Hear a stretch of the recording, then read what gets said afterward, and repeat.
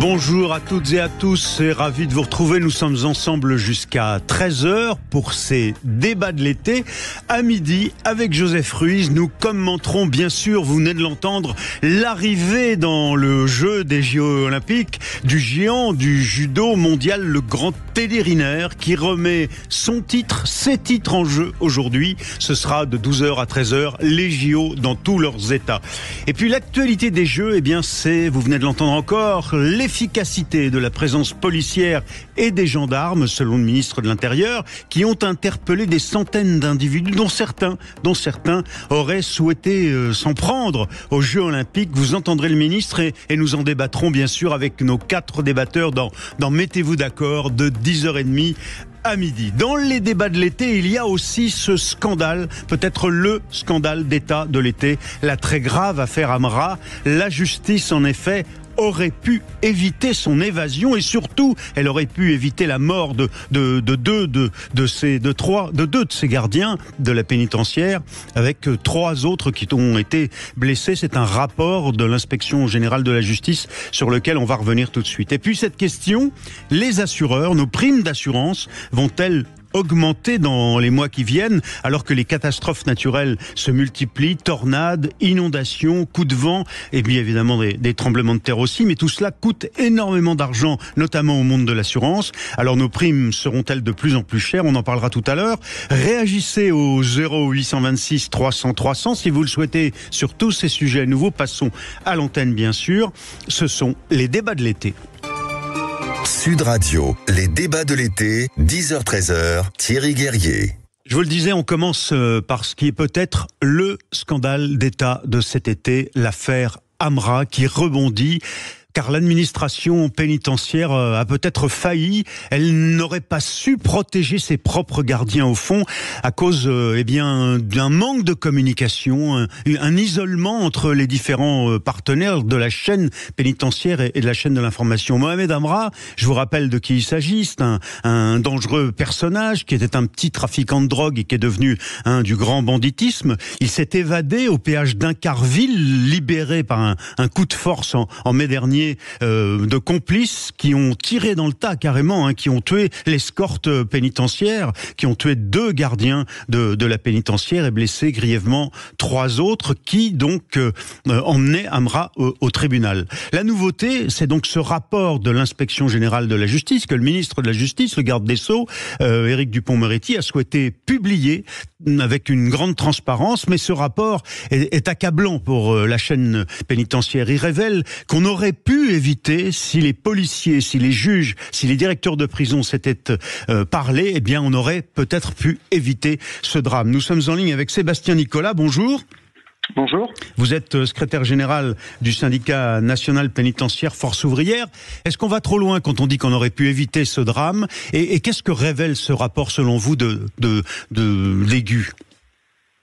Alors écoutez, oui, je pense qu'on va peut-être un peu trop loin en disant qu'on aurait pu éviter ce drame. Moi, ce que je lis dans le rapport, c'est d'une part que sur la prise en charge de Mohamed Amra par l'administration pénitentiaire, il y a une adaptation tout au long de sa détention aux éléments d'information qui sont portés à la connaissance de l'administration pénitentiaire. En clair, ça veut dire quoi ?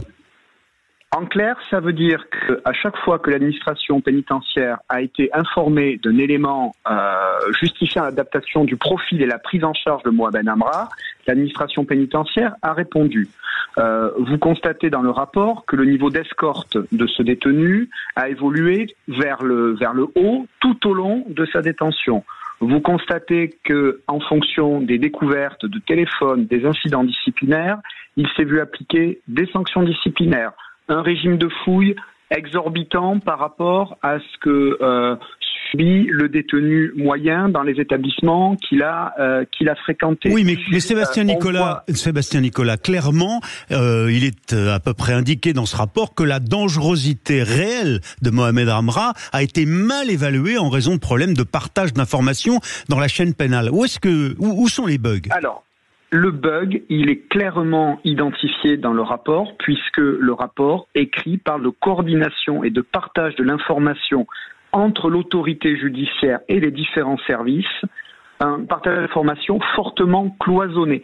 Ce sont les mots du rapport. En fait, le problème se situe entre le partage de l'information dans le cadre des informations recueillies dans le cadre de l'instruction et l'administration pénitentiaire. Oui, c'est-à-dire la juge d'instruction. Le point d'achoppement, il est là. La juge d'instruction qui était chargée de ce dossier n'a pas donné toutes les informations par souci du respect du secret de l'instruction, bien sûr. Elle n'a pas donné toutes les informations qui auraient pu permettre au directeur de la prison ou à ses supérieurs de décider d'une escorte bien plus conséquente pour escorter Mohamed Amra.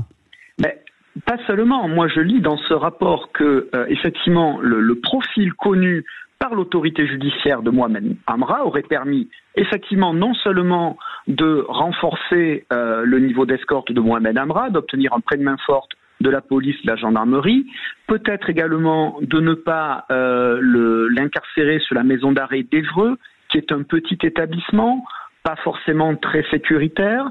Ça aurait peut-être également permis de demander son inscription au répertoire des détenus particulièrement signalés. Si on avait eu ces éléments d'information, il est évident que la prise en charge aurait été totalement différente. Mais ce ne sont pas des petites failles, ce que vous venez de nous évoquer là. Non, ce n'est pas des petites failles. Bon. Et alors, qu'est-ce que vous considérez qu'aujourd'hui il faut faire ? Il y a 17 propositions dans ce rapport pour améliorer la chaîne d'information de toute la chaîne pénitentiaire qui va de la justice, des juges eux-mêmes, jusqu'aux gardiens et donc aux directeurs de prison pour éviter que ça ne se reproduise. Alors, il y a un élément fondamental, c'est sur le partage d'informations. Le partage d'informations sans violer le secret de l'instruction, car on n'a pas à savoir le détail d'une instruction, les techniques d'investigation en cours, etc. Mais qu'on puisse au moins, sur le principe du besoin d'en connaître, avoir des éléments qui nous permettent de comprendre, d'analyser au plus près le profil d'une personne détenue.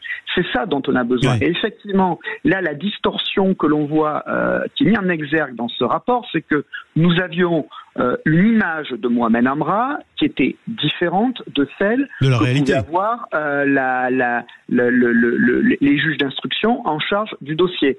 Et ça, c'est un vrai problème. Oui. Nous, on n'a pas à connaître le détail du travail du juge, mais quand il y a une distorsion de profil aussi importante, nous, ce qu'on a besoin de savoir pour protéger nos services, pour protéger aussi les citoyens, parce que quand on est en mission extérieure, un événement comme au péage d'Ancarville, on aurait pu avoir des morts au-delà de l'administration pénitentiaire. Oui, vous voulez dire des civils autour, des citoyens qui auraient pu être abattus aussi alors qu'ils étaient là par hasard. Tout à fait. Donc nous, on a besoin d'éléments d'information sur le profil nous permettant d'adapter notre prise en charge. Sébastien Nicolas, donc je rappelle que vous êtes le secrétaire général du syndicat national pénitentiaire Force ouvrière. Aujourd'hui, quel est l'état d'esprit chez vos collègues ? Est-ce qu'ils ont peur, évidemment, plus que jamais d'accompagner certains détenus dangereux ? Je rappelle que Mohamed Amra est aujourd'hui totalement dans la nature. Il est perdu dans la nature. En tout cas, je ne sais pas s'il est perdu, mais enfin, il est libre. Voilà, depuis Incarville, on l'a toujours pas retrouvé. Comment réagissent vos collègues aujourd'hui ? Avec beaucoup de courage. Nous avons des agents très courageux qui font face aux missions qui leur sont attribuées.